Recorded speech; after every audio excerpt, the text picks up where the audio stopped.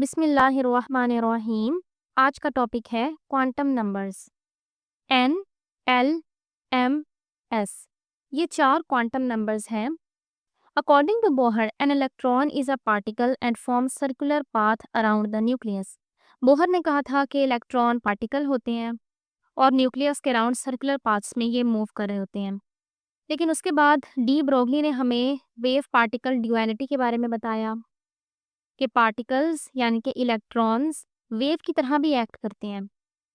और श्रोडिंगर ने इसी कॉन्सेप्ट पे कि इलेक्ट्रॉन वेव्स की तरह एक्ट करते हैं, इसी कॉन्सेप्ट पे इसने काम किया और वेव इक्वेशन बनाई। और ये जो चारों क्वांटम नंबर्स हैं ना, ये श्रोडिंगर की वेव इक्वेशन से कैलकुलेशन करके निकाले गए हैं। यहाँ पे ऑर्बिटल की डेफिनेशन लिखी हुई है, वो देख लेते हैं। A region of three-dimensional space around the nucleus where maximum probability of finding an electron take place is known as orbital. Orbital कहते होते हैं न्यूक्लियस के अराउंड वो सारी स्पेस जहाँ पे इलेक्ट्रॉन के पाए जाने के चांसेस मैक्सिमम हों। ऑर्बिटल्स थ्री डायमेंशनल होते हैं, यानी जैसे बोहर ने एटम का स्ट्रक्चर बताया था, उसमें ऐसा लग रहा था ना कि एटम बिल्कुल चिपटा होता है, फ्लैट। असल में ऐसा नहीं होता, बल्कि एटम थ्री डायमेंशनल होता है। न्यूक्लियस के अराउंड जो जगह होती है जहाँ पे इलेक्ट्रॉन पाए जाते हैं, जिसको ऑर्बिटल कहते हैं, वो जगह थ्री डायमेंशनल होती है। अभी क्वांटम नंबर्स जब हम पढ़ेंगे तो उसमें से जो थर्ड क्वांटम नंबर है एम, उसमें आपको ऑर्बिटल्स ज़्यादा अच्छे तरीके से समझ आएंगे। चलिए अब क्वांटम नंबर्स देख लेते हैं। एन, एल, एम, एस, ये चार क्वांटम नंबर्स हैं। आप समझ लें, ये हमें एक तरह से इलेक्ट्रॉन का एड्रेस बताते हैं एटम में। जैसे आपके घर का एड्रेस बताता है कि आप इस दुनिया के अंदर कौन से मुल्क में, कौन से शहर में, कौन से घर में रहते हैं, घर का नंबर क्या है, वैसे ही ये क्वांटम नंबर्स इलेक्ट्रॉन का एड्रेस बताते हैं कि एटम के अंदर इलेक्ट्रॉन किस एग्जैक्ट लोकेशन पे मौजूद है। और एक एटम के अंदर किसी भी दो इलेक्ट्रॉन्स के सारे क्वांटम नंबर्स एक जैसे नहीं हो सकते, यानी कि इलेक्ट्रॉन के एड्रेसेस आपस में मैच नहीं कर सकते। हर इलेक्ट्रॉन का अपना एड्रेस होता है। एक इलेक्ट्रॉन के जो चार क्वांटम नंबर्स हैं, दूसरे इलेक्ट्रॉन के वो मुख्तलिफ होंगे, उस जैसे सेम नहीं हो सकते। सबसे पहला क्वांटम नंबर है प्रिंसिपल क्वांटम नंबर। इसको एन से रिप्रेजेंट किया जाता है। Principal quantum number energy level को रिप्रेजेंट करता है। न्यूक्लियस के अराउंड एनर्जी लेवल्स मौजूद होते हैं, जिनको एनर्जी लेवल्स भी कहते हैं, ऑर्बिट भी, शेल भी कह लेते हैं।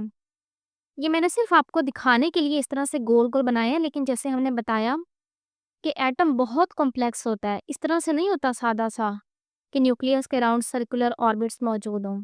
एटम होता भले छोटा सा है, लेकिन इसका स्ट्रक्चर बहुत कॉम्प्लेक्स होता है। तो ये जो सबसे पहला ऑर्बिट है, इसके लिए एन की वैल्यू होती है 1, सेकंड के लिए 2, थर्ड के लिए 3, फोर्थ के लिए 4। और इन शेल्स को अल्फ़ाबेट्स के जरिए रिप्रेजेंट करते हैं। फर्स्ट शेल को कहते हैं के, सेकंड को एल, थर्ड को एम, फोर्थ को एन, फिफ्थ को ओ। प्रिंसिपल क्वांटम नंबर के जरिए हमें इलेक्ट्रॉन की एनर्जी का पता चलता है। एन की वैल्यू जितनी थोड़ी होती है, इलेक्ट्रॉन की एनर्जी उतनी थोड़ी होती है। इसकी वैल्यू इंक्रीज होती जाएगी, एनर्जी इंक्रीज होती जाएगी। देखिए ना, जो फर्स्ट शेल होता है इसकी एनर्जी कम होती है, सेकंड की एनर्जी ज़्यादा, थर्ड की उससे ज़्यादा, फोर्थ की उतनी ज़्यादा। यानी कि न्यूक्लियस से इलेक्ट्रॉन जितना दूर होता जाएगा, उसकी एनर्जी उतनी बढ़ती जाएगी। यही सारी बातें किताब में लिखी हुई हैं कि इसको एन से रिप्रेजेंट करते हैं और इसकी वैल्यूज़ पॉजिटिव होती हैं, 1, 2, 3 यहाँ से लेके इन्फिनिटी तक। यानी कभी भी प्रिंसिपल क्वांटम नंबर की वैल्यू 0 या नेगेटिव में नहीं होती। The energy of an electron in an atom depends on this quantum number. Principal quantum number describes the size and energy of orbit and the distance of electron from the nucleus. Principal quantum number हमें orbit की energy और size दोनों चीज़ें बताता है। देखिए, orbit के size भी तो बढ़ते जाते हैं ना जब नंबर बढ़ता जाता है। जो शुरू वाला ऑर्बिट है वो छोटा है, देखिए इसका सर्कल स्मॉल है, सेकंड वाले का सर्कल बड़ा हो गया, थर्ड वाले का और बड़ा हो गया है। तो एन की वैल्यू इंक्रीज होती जाएगी तो ऑर्बिट का साइज और एनर्जी दोनों चीज़ें इंक्रीज होती जाएंगी। The maximum number of orbitals in an orbit can be calculated by the formula N squared. ये लाइन मैं आपको जब ऑर्बिटल वाला हिस्सा पढ़ती है ना तब बताती हूँ। And the maximum number of electrons in an orbit are determined by using the formula 2n²। एक ऑर्बिट के अंदर कितने इलेक्ट्रॉन्स मौजूद होते हैं वो हम 2n² इस फॉर्मूले के जरिए फाइंड कर सकते हैं। जैसे कि फर्स्ट ऑर्बिट, इसमें n की वैल्यू है 1, यहाँ 1 पुट करें, 1 का स्क्वायर 1 ही होता है, इसको 2 से मल्टीप्लाई कर दें, आंसर आ जाएगा 2। तो फर्स्ट ऑर्बिट में सिर्फ 2 इलेक्ट्रॉन्स आ सकते हैं। सेकंड ऑर्बिट n को पुट कर दें 2, इसको सॉल्व करें तो आंसर आ जाएगा 8। सेकंड ऑर्बिट के अंदर 8 इलेक्ट्रॉन्स आते हैं। इसी तरह से थर्ड के अंदर आते हैं 18, फोर्थ के अंदर आते हैं 32 एंड सो ऑन। अगला क्वांटम नंबर है एजीमुथल क्वांटम नंबर, इसको सब्सिडियरी क्वांटम नंबर भी कहते हैं। It is denoted by L, इसको स्मॉल एल से रिप्रेजेंट करते हैं। It governs the shape of orbitals, ये हमें ऑर्बिटल्स की शेप बताता है। सिंपल अल्फाज में कहूँ तो ये हमें सब शेल के बारे में बताता है।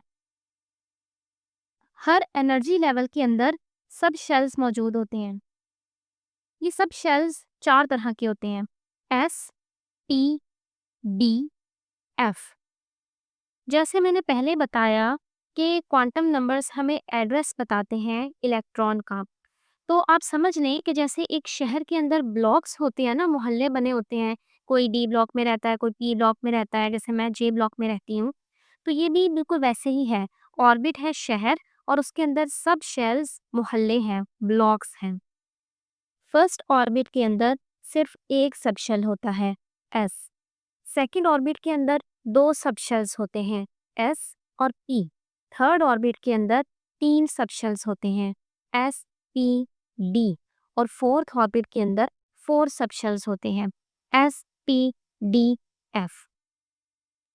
और मजे की बात यह है कि जो भी n की वैल्यू होगी उसके अंदर सब शेल्स भी उतने ही आएंगे। जैसे पहले ऑर्बिट के लिए है n इज इक्वल टू 1, तो उसके अंदर सिर्फ एक ही सब शेल है। Second orbit n is equal to 2, तो सिर्फ 2 सब शेल्स हैं। थर्ड के अंदर 3 सब शेल्स हैं, फोर्थ के अंदर 4 सब शेल्स हैं। और जो आगे वाले ऑर्बिट्स हैं उनके अंदर भी हम बस 4 ही अज्यूम कर लेते हैं, वरना होता तो ऐसे ही है कि जितना ऑर्बिट का नंबर है उतने ही सब शेल्स होते हैं, लेकिन ज्यादा की जरूरत ही नहीं पड़ती होती। अब इन सब शेल्स के लिए एल की वैल्यू देख लेते हैं। एल की वैल्यू है 0, इसका मतलब एस सब शेल की बात हो रही है। एल है 1, इसका मतलब पी सब शेल की बात हो रही है। एल इज इक्वल टू 2 यानी D sub shell. L is equal to 3 यानी कि एफ सब शेल। तो ये चारों नंबर्स आप याद रखिएगा।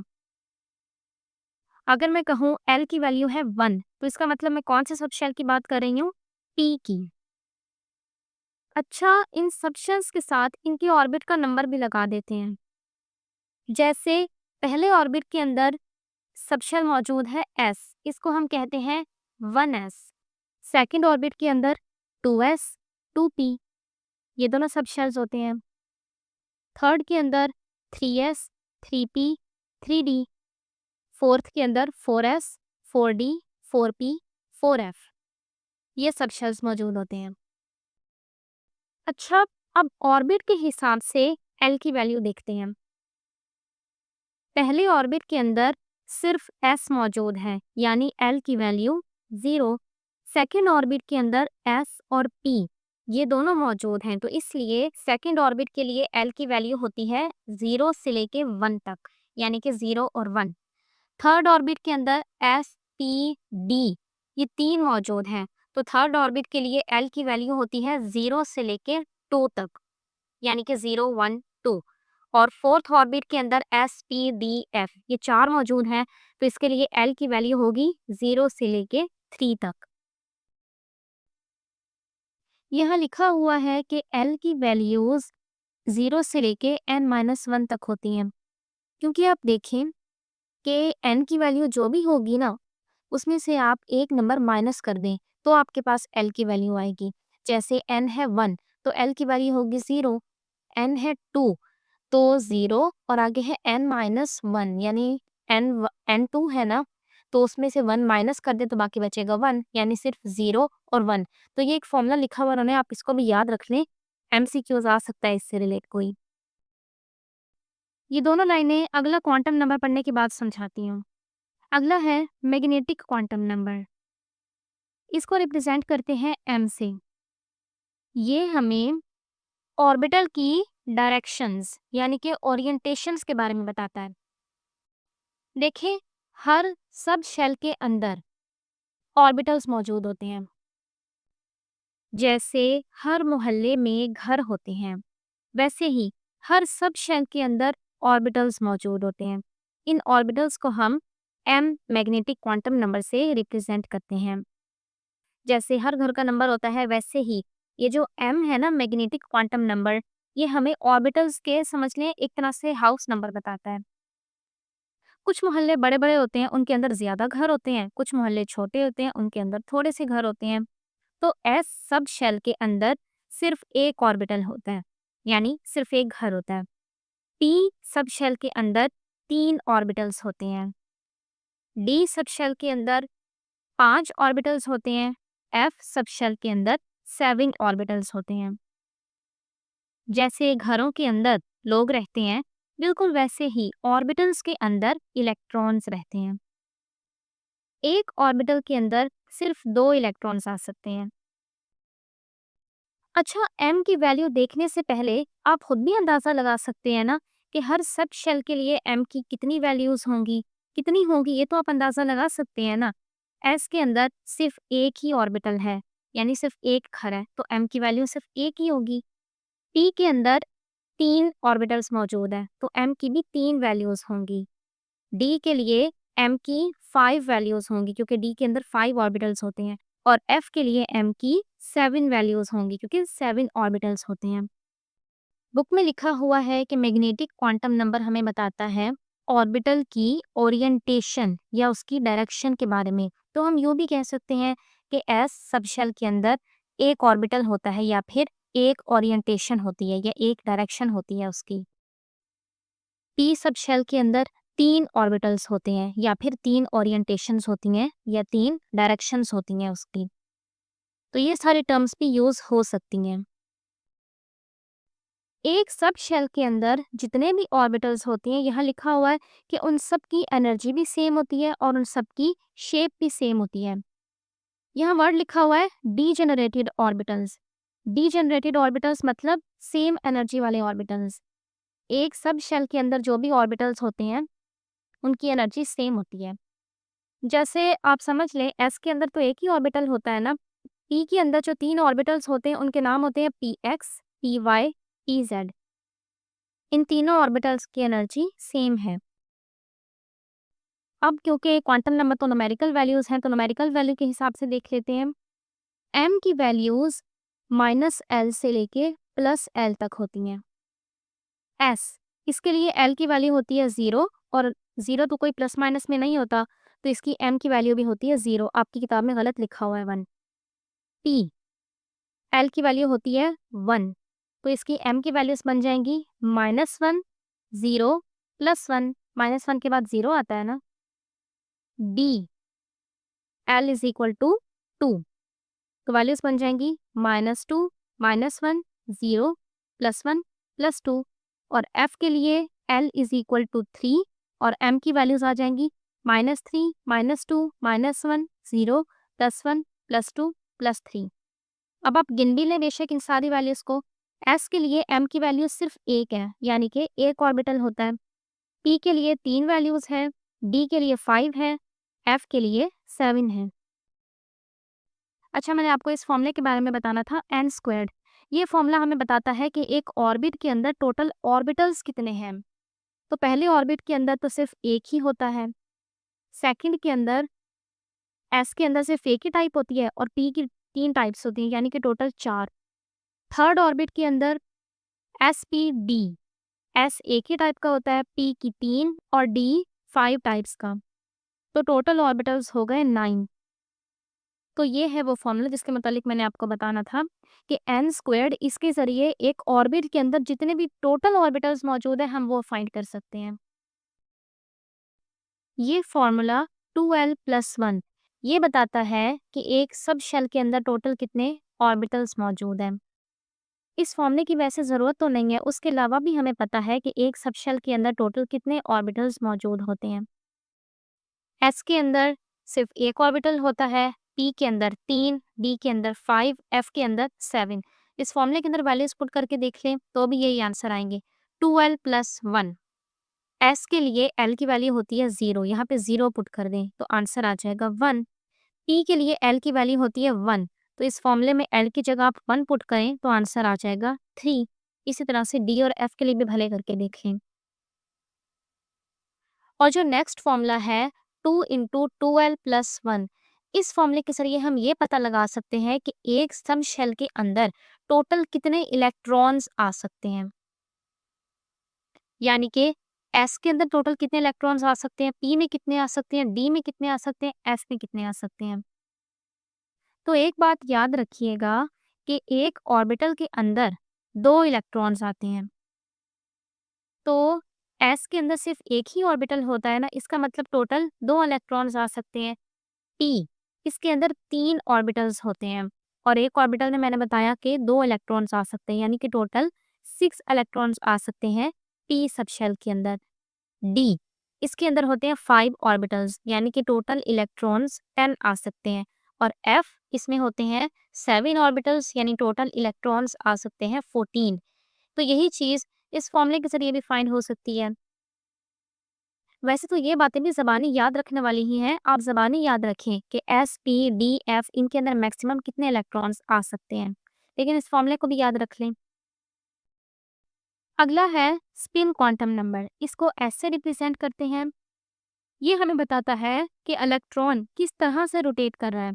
An electron while moving in an orbital around the nucleus also rotates or spins about its own axis.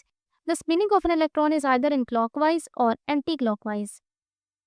एक ऑर्बिटल में 2 इलेक्ट्रॉन्स होते हैं, एक एंटी क्लॉकवाइज रोटेट करता है और एक क्लॉकवाइज रोटेट करता है। जैसे कि ये आपको रोटेशंस नज़र भी आ रही हैं।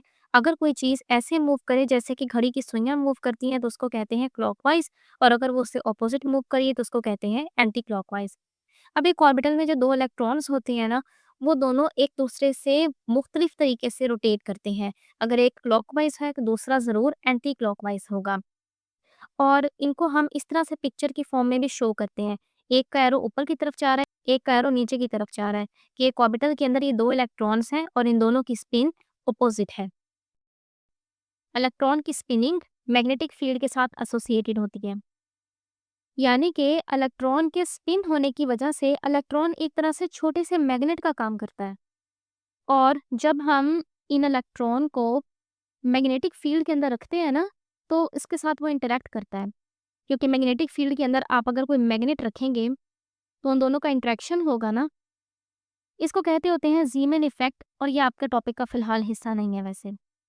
अच्छा, एक ऑर्बिटल के अंदर सिर्फ 2 इलेक्ट्रॉन्स आते हैं, यानी एस के अंदर सिर्फ 2 इलेक्ट्रॉन्स आएंगे। पी 3 तरह के होते हैं ना, और एक ऑर्बिटल में 2 आएंगे, यानी टोटल पी के अंदर 6 इलेक्ट्रॉन्स आ सकते हैं।